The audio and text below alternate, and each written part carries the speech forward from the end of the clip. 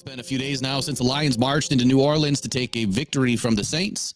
And I want to talk about what everyone's talking about, and that's the Detroit Lions. So let's hear a little bit about what everybody else is saying. And what I'm going to do is I'm going to talk about the Sports Illustrated, ESPN, NFL, Pride of Detroit.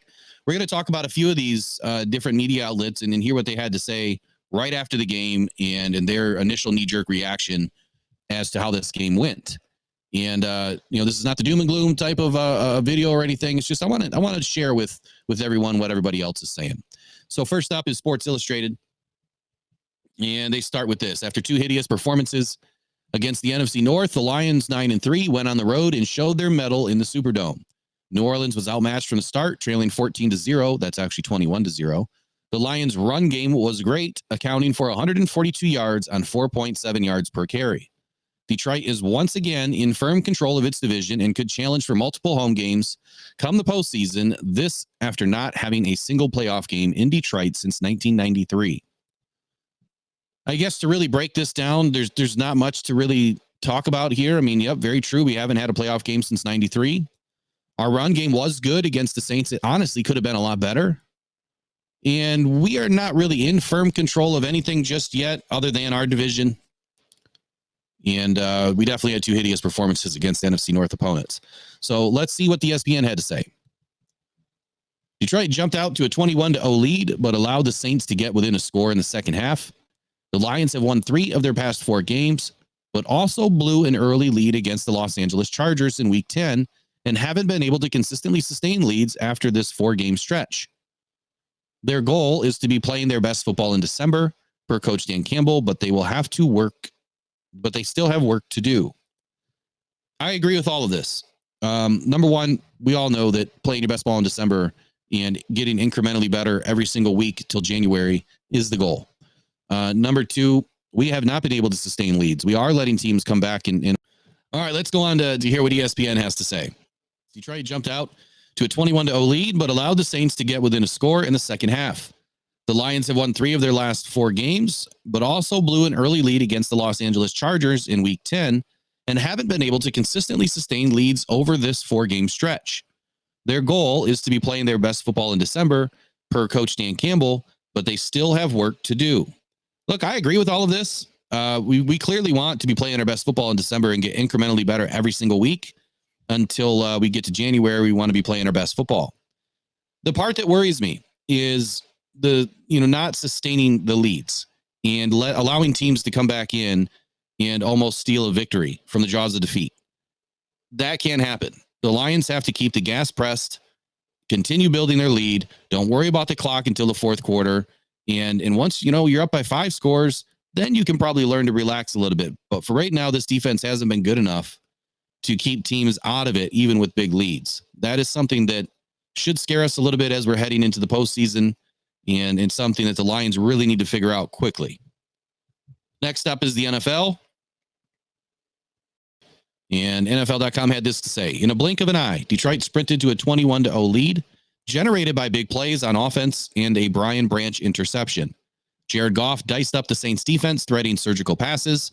Sam Laporta was uncoverable. It looked like the early season Lions just destroying opponents. Then the lulls cropped up in recent weeks, reared their heads. The Lions went 3 and out 3 times in their next 5 possessions and failed to punch it in the red zone, allowing the Saints to get back into the contest. I believe that was actually 5 3-and-outs or 4 3-and-outs and 1 4-and-out, not actually 3 in a row. It was almost 5. But Detroit didn't wilt. After New Orleans made it a 5-point game, the Lions ground out 2 first downs to ice the contest. With the game on the line, Detroit put the ball in Goff's hands. The QB rifled a pass on 3rd and 7 to Laporta. And 2 runs later, the Lions faced another 3rd and long. Goff stepped up through pressure and found Josh Reynolds for the game-sealing first down. Those are the types of big plays winning teams make in crunch time. There's a lot to dissect here. Again, the same sentiment being passed along that the Lions can't sustain leads. Getting out to a 21-0 lead, you've got to be able to sustain that and win the game by more than a few points. The big break by Brian Branch by getting the interception early, huge play. Brian's been big all season long. He's been making plays each and every game. But I'm loving what they're talking about here with Goff, how he, diced up the defense, Surgically threaded passes, Sam Laporta being uncoverable, really looked like a well-oiled machine. The Lions were really just on point. I mean, everything they did was working. But failing to punch it in the red zone, when we're down in the red zone multiple times, we can't do anything with the ball. Ben Johnson's got to figure that out. If you think it's tough now, it's going to get 10 times tougher in the postseason. Those teams are going to be ready for you.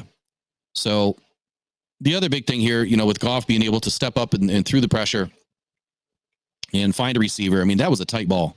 There was no window of opportunity there other than for Josh Reynolds to catch it. Otherwise, that could have been a pick six going the other way. But they're right about one thing. Great teams make these plays. Bad teams don't. Lions are a great team. CBS Sports.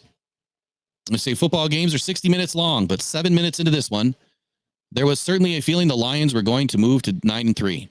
Detroit raced to a 21-0 lead in the opening quarter. Goff marched the offense 80 yards downfield on 7 plays to kick things off. And Montgomery punched in the first score of the game. Carr was then picked off by rookie Brian Branch on the Saints' first play from scrimmage, which gave Detroit a short field and set up a 13-yard Laporta touchdown. The next drive, St. Brown caught a 25-yard score to make it 21-0. They didn't say anything else other than that. So next one is Pride of Detroit. Now, they do kind of a segmental breakdown, offense, defense, linebackers, defensive line, secondary. And I think what I'm going to read is just the defensive line. I was really hoping to see more things about the defense in these takes by these media outlets, but not much yet. So Pride of Detroit says the Lions' run defense was once again very stout, and it allowed the team to get into a lot of 3rd and longs. That must mean it allowed the Saints to get into a lot of 3rd and longs. For the game, the Lions allowed 113 rushing yards, but it came on 36 carries for an average of just 3.1 yards per carry. Most of the damage was done by Taysom Hill, but they did a decent job of bottling him up in the second half, 9 carries on 31 yards. Pass rush showed some mild signs of improvement. Bruce Irvin and Romeo Okwara notched sacks, while the entire defensive front combined for 6 quarterback hits. Nearly everyone notched one. Aiden Hutchinson, Benito Jones, Irvin, Charles Harris, John Kaminsky, and Okwara all got in on the action. This play, in particular, is a good example of some progress from the defensive line. Just about everyone wins their one-on-one.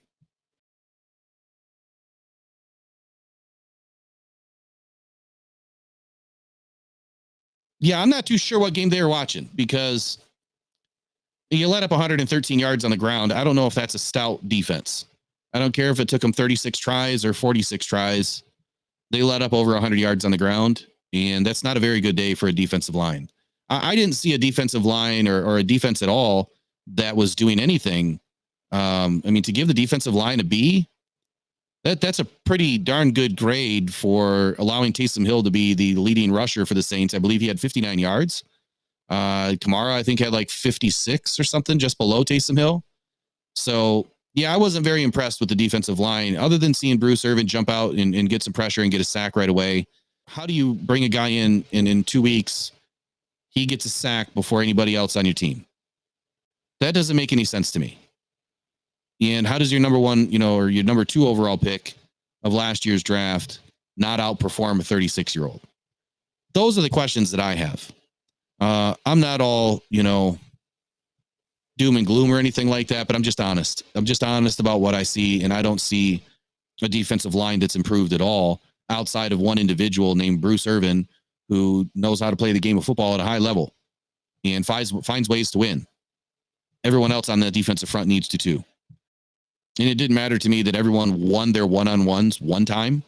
When you compare that to how many plays there were in the game, what is that? 10% of the plays that they won then? Their pass rush win rate was 10%, 8%, 13%. Not up in the 25% where, you like to see it. So I don't think that this was a very good example of progress from the defensive line at all. Let's move down to the Athletic.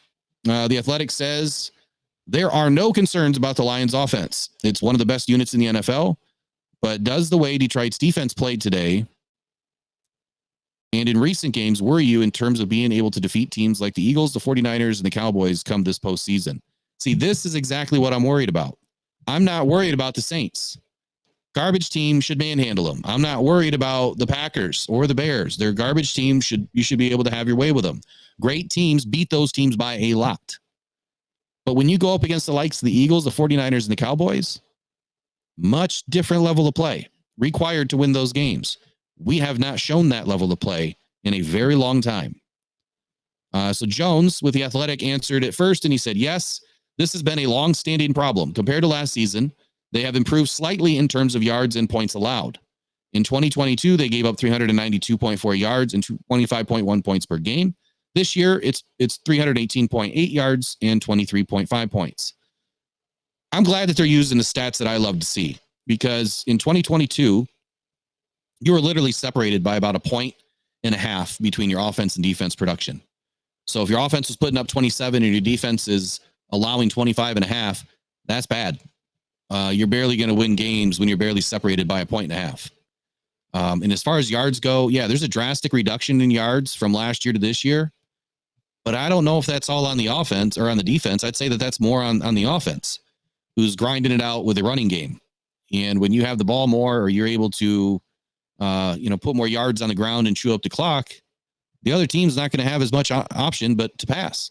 When you get out to big leads, they have to pass, which means there's going to be more opportunity for 3 and outs, or 6 and outs or whatever. And that's going to reduce the amount of yards that the opponent has. He also said Detroit struggles in the red zone, allowing foes to score touchdowns on 68.8% of their trips inside the 20. That is a huge number.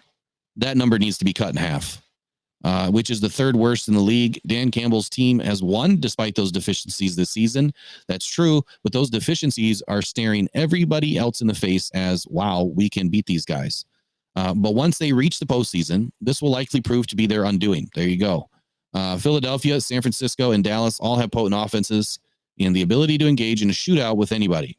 And perhaps more importantly, all 3 boast defenses capable of making game-changing plays.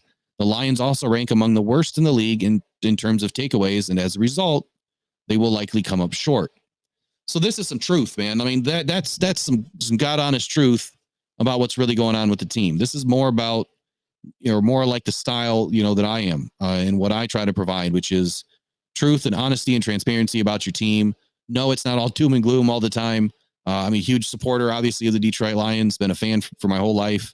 And monetarily have supported them that way too. So it's just, when you want to have an open, honest conversation about your team, I think that you need to stop drinking the Kool-Aid and just kind of open your eyes a little bit.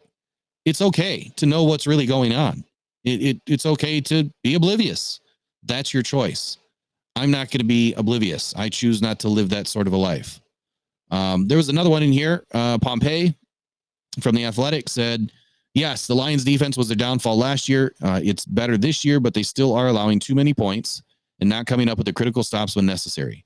The good news for the Lions is help could be on the way. Opponents have double-teamed Aiden Hutchinson most of the season. That's not accurate. And the Lions haven't been able to take advantage with their rushers. They have to hope that James Houston, who tallied 8 sacks as a rookie last year, can return soon from his ankle issue. They also could get a significant boost if CJ Gardner-Johnson can come back from his torn pec. Gardner-Johnson is one of the team's primary offseason acquisitions, but has not played since the 2nd game of the season.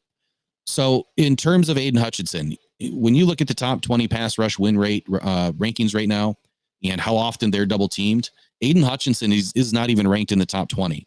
And the bottom of that list is double teamed about 19% of the time. Aiden Hutchinson gets some doubles. He does. He gets some chips. He does. But he's not doubled more than anybody else in the league. And it's a far cry from 20% or more of the snaps. So he should be winning. He should be winning his reps. And that's a concern that he's not. There's plenty of guys that make plays, whether they have help on the other side or not. So he just has to find a way to win. And yes, it would be great if we could get James Houston back and he can get back to his old self real quick. Problem is he's been out for a while and nobody knows what kind of condition he's in right now. And if he's ready to come back, we haven't heard anything. CJ Gardner would definitely be a great boost. Big talker, somebody that can help us win games and help covering the back end. So that's all I really wanted to share and talk about, what everyone else is saying right after this win, whether it's about the team or the defense. And the first few statements here where we're just kind of talking about the win, in this, the last two were, talking about the defense. My personal opinion, look, it's no secret. The Lions are in the bottom of the league in several metrics ever since the Ravens hung 38 points on them. We've had to completely sell out to stop the run. And when we do that, we're opening the back end of the field up for receivers to get open. And that's not going to help us win games, not against better opponents. We're terrible in man coverage. We play a lot of man coverage. And for whatever reason, fans are just not able to find any success. So it's time for AJ to switch up the scheme, find something that works with the players that we have. Let's not say, well, I don't have my personnel, I don't have the right players, because time and time again, they tell us they have their guys.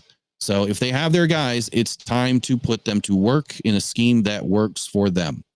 So that's it. That's it for this little video. I hope you enjoyed it.